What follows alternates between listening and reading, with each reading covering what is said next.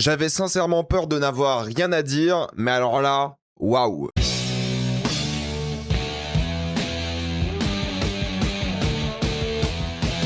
House of the Dragon, saison 3, épisode 3. Comme d'habitude pour ce genre de vidéo, il n'y aura que des spoilers. Donc si vous n'avez pas vu l'épisode en question, quittez cette vidéo, allez le voir et revenez ici car on va spoiler dans 3, 2, 1...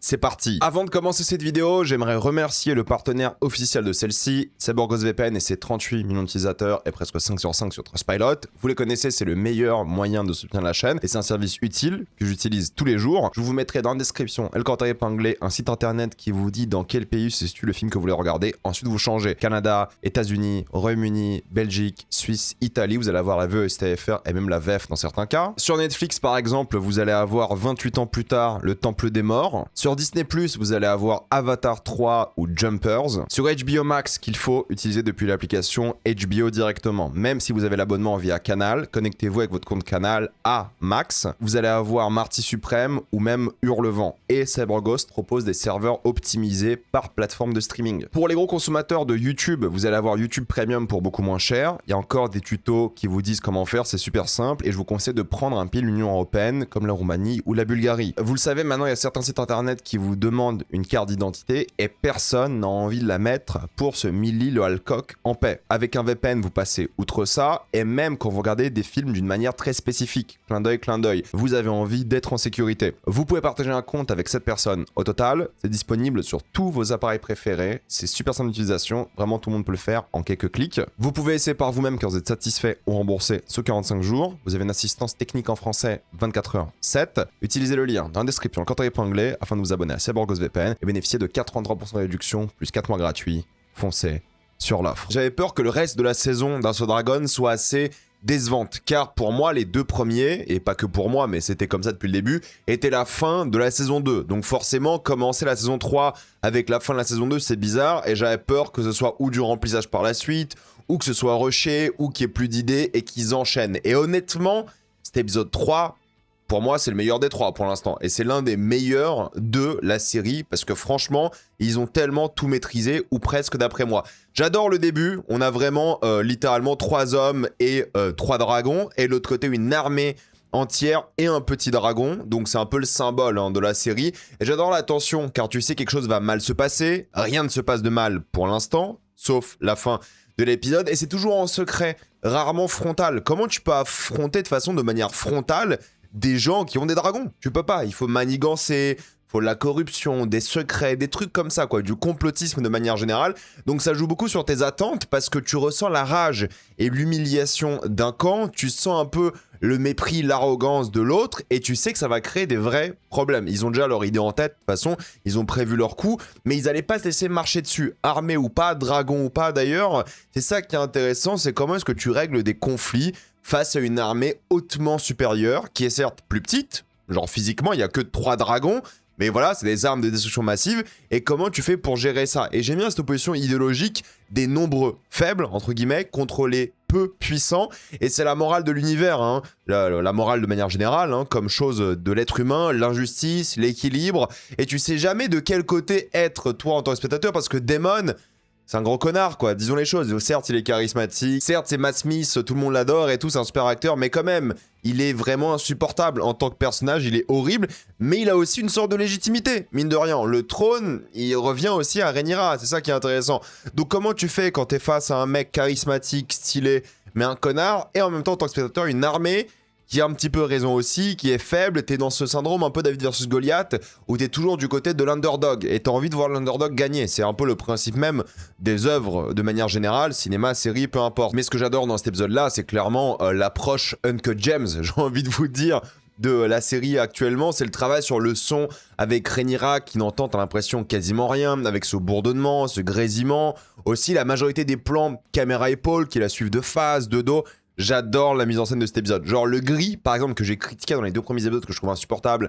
La DA grise comme ça, dégueulasse, un peu cheap, je trouve que ça gâche vraiment la série. Mais là, ça fonctionne parce que justement, cette décoration austère, morte du palais, avec la lumière qui est grise du soleil et tout, tout semble indiquer que personne ne devrait vivre et régner ici, en tout cas visuellement. C'est le vide absolu, c'est presque un aumône de malheur de manière générale, et j'adore ces gros plans sur elle, sur son profil, son visage, en fait toute sa personne est testée, analysée tout l'épisode, elle peut pas s'échapper et doit faire face à littéralement tout le monde. C'est claustrophobique, c'est angoissant pour elle, et on ressent ça en tant que spectateur, on ressent justement ces longs travelling dans les couloirs, elle court de droite à gauche, elle a pas le temps, elle est hyper occupée, elle fait que ça quoi, elle est entourée de gardes, de conseillers de la famille, de gens qui veulent des choses et tout, c'est hyper oppressant, j'adore cet épisode pour ça, et même elle au fur et à mesure, elle perd son humanité à cause du poids de la couronne, elle parle mal à sa famille, son demi-frère, elle veut littéralement le buter même s'il a pas envie de le faire non plus quoi, elle sent que c'est un dilemme moral important entre régner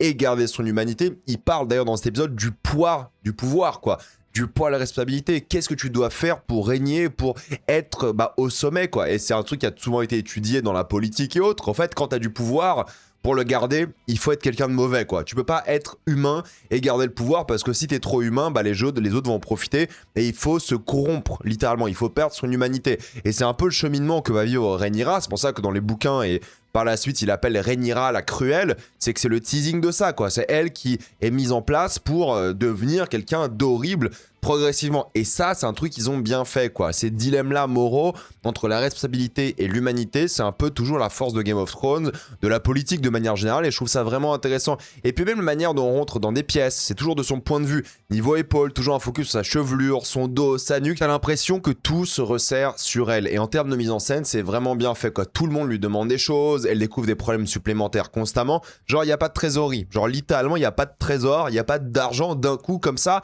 Tellement de problèmes tout le temps, il y a des conflits entre ses conseillers, les personnages, tout le monde de manière générale, l'équilibre il est super bien géré. Ce qu'elle vit, ce qu'elle a du mal à faire, ce qu'elle a du mal à réaliser, le poids qui s'accumule sur ses épaules, les nouvelles révélations qui changent tout à chaque fois, en fait, elle a tout ce qu'elle voulait depuis le début, genre régner, et c'est l'enfer sur Terre quoi. Et j'aime beaucoup ces plans sur elle, où elle dissocie quoi, elle se perd complètement. Le bruitage et même le mixage son je trouve génial, la musique on en parlera après mais elle est vraiment bien gérée pour justement créer du suspense, du stress et tout, et ses mains sur le trône, je sais que là techniquement c'est plus le fauteuil littéralement de la personne qui gère le conseil, mais bon en fait c'est ça que j'aime bien, c'est la force de la mise en scène, t'as pas besoin de dragons, t'as pas besoin d'effets spéciaux ou quoi, juste des regards entre les conseillers, juste des révélations, de l'enjeu et une grande force émotionnelle s'installe et c'est ça qui est bien quoi. C'est juste les scènes avec Alicent que je trouve un peu moins bien, je trouve qu'elles sont beaucoup plus faibles, l'acting il est moins marquant aussi, les discussions ont moins d'enjeux parce que ça parle de leurs enfants, c'est un peu répétitif, toujours la même chose, ah j'ai perdu un enfant, tu vas en perdre un aussi, en fait on est en boucle sur ça depuis longtemps et c'est bien quand elle parle d'elle. Quand elle parle d'elle, c'est bien plus intéressant. C'est des passages que je trouve ok politiquement et en termes d'exposition, mais il y a plus cette étincelle qui revient juste à la fin de l'épisode d'ailleurs. Et Alicent, elle a pas grand chose à faire, ce qui est un peu décevant. Mais au fait, cet épisode-là, vous pouvez le regarder sans son quoi, sans les dialogues et tout, vous comprenez tout ce qui se passe. Littéralement, t'as le palais qui se décompose. Alors oui, en théorie, il se décompose pas. Ils sont en train de changer la décoration. Mais d'un point de vue du symbole, c'est un palais qui a l'air en train de pourrir, quoi, en train de se décomposer. Les couleurs vont certes changer, mais tout tombe d'un coup. Les symboles de l'ancien monde, mais le nouveau monde, il est pas là. T'as des rats partout, la déco, elle est lugubre et tout. Le nouveau monde, il a l'air lugubre aussi. Il a l'air mauvais. Et voir ce royaume s'écrouler comme ça, plus que se bâtir. Normalement, vous savez, le but de la saison pour l'instant, ça a été de voir Rhaenyra sur le trône.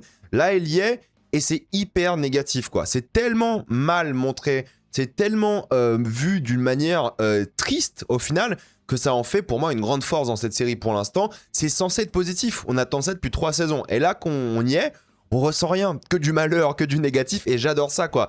De même pour les visions de Rhaenyra qui voit son fils Jace apparaître, j'adore l'approche d'elle qui perd la tête quoi. J'adore la pression qu'elle ressent, j'adore à quel point elle galère, et l'épisode fait vraiment bien son travail pour montrer sa chute progressive. Elle essaie de bien faire, hein. Vraiment, genre l'enfer est pavé de bonnes intentions si vous voulez, le truc un peu classique.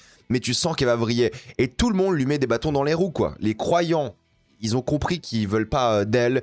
Elle l'a compris aussi qu'elle va pas avoir de l'aide de la part des croyants. Elle veut réparer ce qu'elle considère une injustice, mais c'est une injustice que pour elle. Les autres, ils ont déjà accepté l'autre membre de la famille en tant que roi légitime. Et tant qu'il est pas mort, bah pourquoi changer de roi? Donc il y a un vrai problème où tout le monde veut s'opposer à elle. Encore une fois, c'est sous-entendu que c'est aussi parce que c'est une femme. Le dialogue avec ce prêtre, ou je sais pas c'est quoi le titre officiel qu'il a, il est quand même assez intéressant par rapport au genre aussi, ça se ressent qu'il a un problème avec le fait que ce soit une femme, mais en même temps je trouve que ça qui est bien, parce que ça parle de sa féminité depuis le début de la série, chose qui revient, on en parle dans quelques secondes par rapport à ses règles, mais j'aime bien parce que tout le monde lui prend la tête, genre le repas avec le Sea Snake, c'est le titre le plus stylé d'ailleurs, le Sea Snake, je l'appelle comme ça, Sea Snake, c'est génial, mais le Sea Snake qui est là avec ses 2 enfants bâtards, qui demandent une faveur au pire moment possible, une faveur extrêmement politique, elle en peut plus quoi, parce que déjà elle a des bâtards, et ces bâtards ont toujours perdu en légitimité, donc si elle commence à accepter les bâtards des autres, ça va faire très bizarre pour le peuple et les nobles et les gens autour d'elle de manière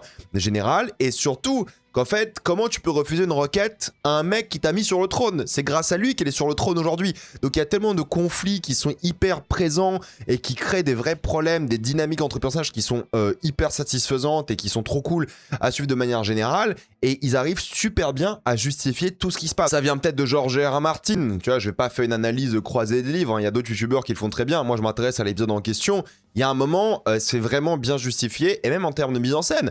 Regardez, Rhaenyra, tout cet épisode-là, elle est super loin de tout le monde. Il y a un espace et une distance, quand vous le remarquez, vous ne voyez que ça, quoi. Elle est toujours loin des autres. Là, ils sont à table et elle est super loin de tout le monde, quoi. Et la manière dont les focales sont faites pour qu'on ressente cette distance et justement que ça symbolise le fait qu'ils sont pas d'accord sur quoi que ce soit, c'est génial. Et puis la table, elle a pas l'air gigantesque dans la vraie vie. Je pense que c'est une table de taille normale, mais la manière dont la focale est mise ici sur la caméra, t'as l'impression que la table elle est infinie, elle prend tout le cadre. Il y a plus de tables que de personnages dans le cadre. Et ça, j'aime beaucoup, quoi. Et même quand ils dialoguent, ils sont coupés. C'est du champ contre champ. Il n'y a aucun moment ils sont d'accord. Donc la caméra et le montage et la composition te montrent ça, quoi. Et c'est assez génial, quoi. Et j'adore les personnages qui apparaissent un peu comme des fantômes dans un couloir, toujours en prenant le plan sur sa nuque, sa chevelure. On dirait qu'on hante aussi les couloirs avec elle, quoi. On la suit, mais pas trop en même temps. J'adore ça. C'est vraiment bien fait. Et puis même elle, quand elle voit son lit froid, quelle bonne idée, quoi. T'as une sorte de lumière derrière elle, mais son lit, il est seul, il a l'air glacial. J'adore. Montrer sa solitude à ce moment-là, je trouve que c'est une bonne idée. Même elle, ensuite, elle se balade comme un fantôme avec sa torche, littéralement. C'est pas une torche, techniquement, c'est une lampe à huile. Enfin, il y a carrément une bougie dedans, quoi. Mais c'est fascinant parce qu'en fait, elle hante aussi ce palais. Elle devrait pas être là, éveillée à cette heure-ci, elle devrait dormir, se préparer et tout. Mais elle hante ce palais, ça fait penser un peu au film Les Autres avec Nicole Kidman. J'avais un peu cette vibe-là. Elle est en quête de quelque chose aussi, quoi, de réconfort. Et même le réconfort chez son mari, pareil, il est glacial, quoi. La couleur, il est, voilà, couleur un peu lune, bleu. C'est froid, il y a un problème. Ils se disent pas un mot, juste elle est là, elle arrive pas à dormir. J'adore, quoi. J'adore ce parti de prime mise en scène, je trouve qu'il est génial. Puis même, elle a ses règles au pire moment, quoi. Elle est censée se présenter face au peuple. Elle saigne, encore une fois, c'est un truc par rapport à sa féminité, le fait d'être une femme qui règne et tout.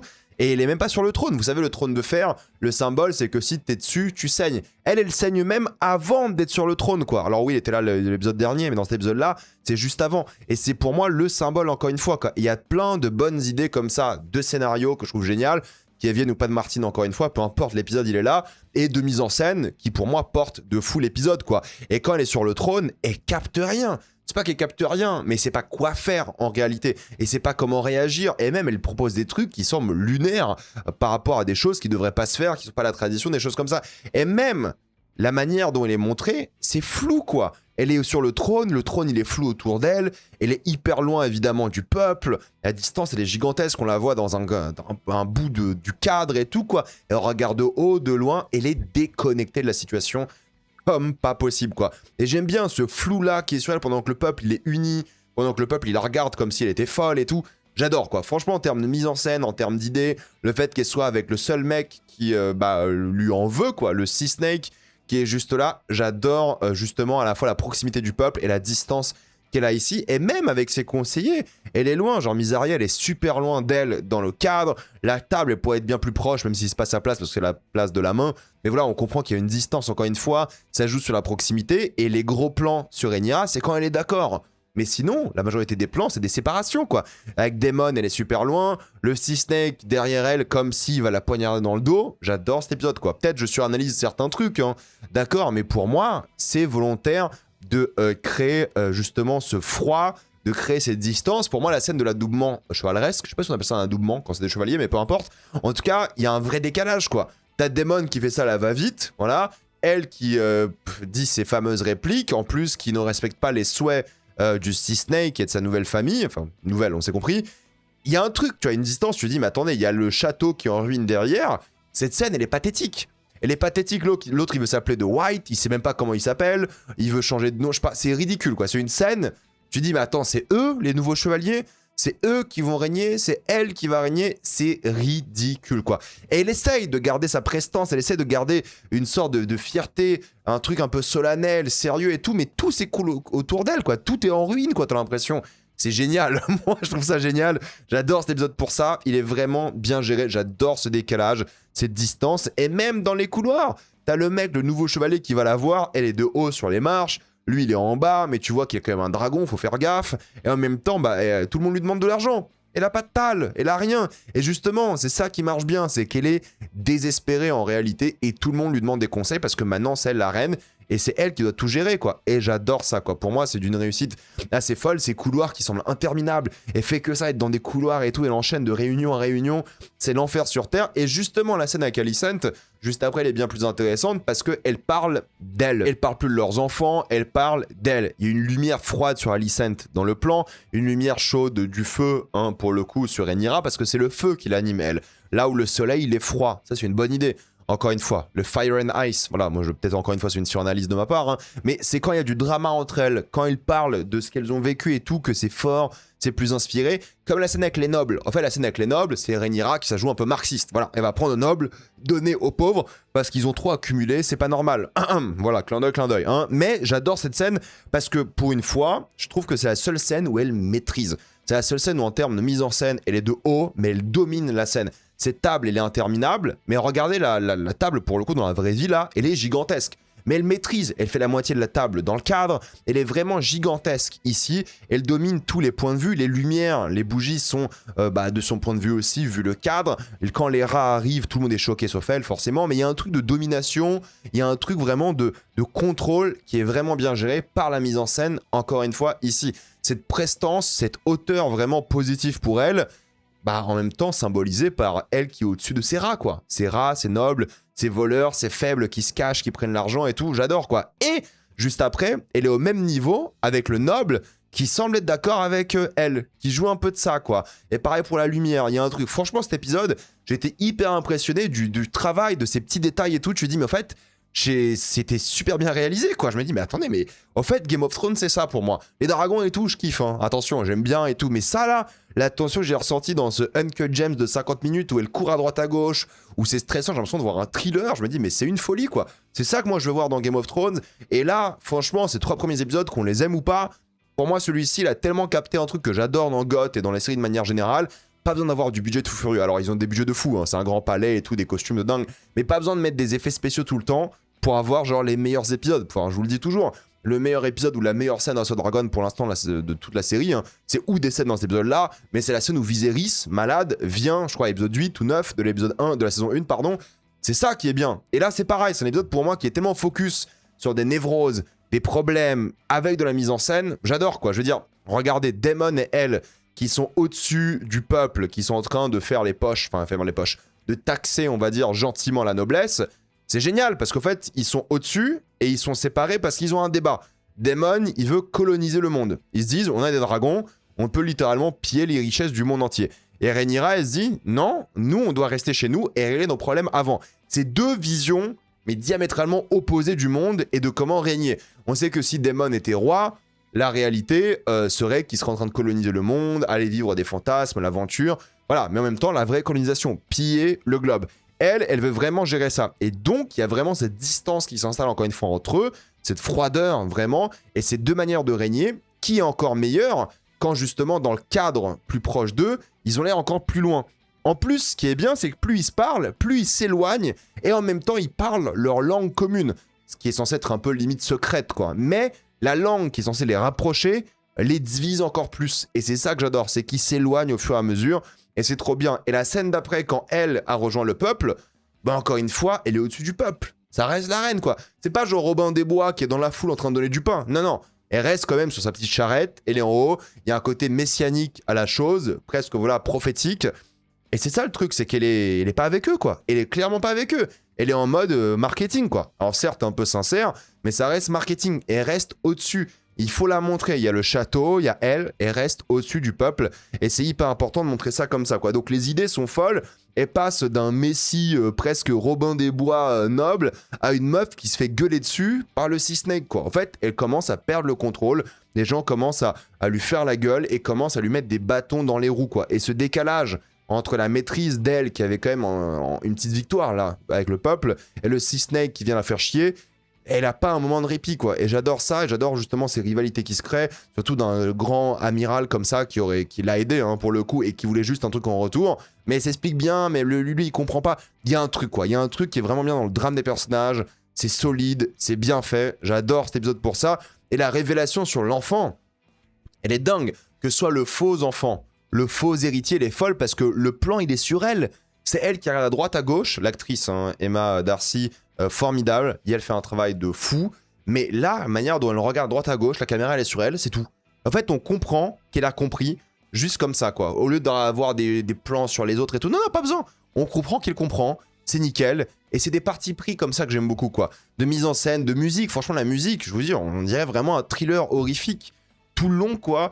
Et c'était tellement bien fait. Et c'est ça que j'aime beaucoup dans cet épisode-là. C'est la maîtrise de mise en scène, la maîtrise de scénario. C'est vraiment bien écrit. C'est vraiment, franchement, hyper dynamique, hyper bien rythmé. C'est tellement bien trouvé.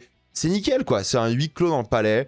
Si tu erres dans ces couloirs, dans ces salles de réunion, il n'y a rien qui va, quoi. C'est super, quoi. Et le plan final de Rhaenyra, qui veut maintenant se venger, qui a les flammes dans les yeux et autour d'elle, et c'est le symbole, encore une fois, l'ancien monde, royaume qui brûle devant elle, Rhaenyra la cruelle avec ses dragons et tout, bah c'est ça qui est génial, quoi. Donc là, il y a un truc qui est né, et ça va partir en couille, et j'ai hâte, ils m'ont eu. J'avoue, on peut parler un peu des problèmes qu'il y a eu avec Ryan Condal, le showrunner, avec Martin et tout, mais at the end of the day, hein, si l'épisode il est bien, l'épisode il est bien, et cet épisode-là, il tue sa mère, et pour moi, c'était l'un des meilleurs de la série tout court, je sais pas où je le mettrai dans le classement, mais je l'ai trouvé vraiment, vraiment bien, quoi. Peut-être il y a des gens qui vont pas aimer, qui vont passer à côté, mais franchement, pour moi, petite claque, hein. C'est vraiment, je vais regarder ça dans le train tout à l'heure, c'est quoi ce bordel, quoi. J'étais de retour de vacances, j'ai pris un petit week-end, et je regarde, mais je regarde sur mon téléphone, mais c'est super bien maîtrisé, quoi. C'est super bien, je me suis regardé des passages de l'épisode en mangeant tout à l'heure, quoi. C'est fou, non c'est fou, c'est d'une maîtrise folle, j'ai adoré, franchement s'ils peuvent nous servir encore, quoi, 5 épisodes comme ça, du coup je vais faire la critique toutes les semaines parce que franchement je kiffe en parler, il y a des choses à dire, je trouve ça génial, dites-moi ce que vous en avez pensé dans les commentaires, j'ai envie d'avoir votre avis, peut-être je suis le seul connard à aimer, hein, je sais rien, j'ai pas vu encore le retour des gens sur internet, j'ai pas vu d'autres critiques des gens, je sais pas ce qu'ils en pensent, mais je trouvais cet épisode là d'une maîtrise vraiment remarquable, et pour une série télé, ça tue. Donc dites-moi ce que vous en pensez dans les commentaires, j'ai envie d'avoir votre avis. Avant de quitter cette vidéo, pensez à utiliser le lien dans la description, le code épinglé, afin de débloquer toutes les plateformes de streaming en toute accessibilité, sécurité, avec beaucoup plus d'œuvres. Tout ça pour 2,03€ par mois, plus 4 mois gratuits. Foncez sur l'offre. Pensez à vous abonner à la chaîne pour voir les prochaines vidéos. Mettez un j'aime, ça aide beaucoup la chaîne. Suivez-moi sur tous mes réseaux. Maintenant, les vidéos sont disponibles à l'écoute en podcast, mais j'ai aussi un compte Instagram, TikTok et Twitch. Et moi, je vous dis à la prochaine fois. Salut à tous.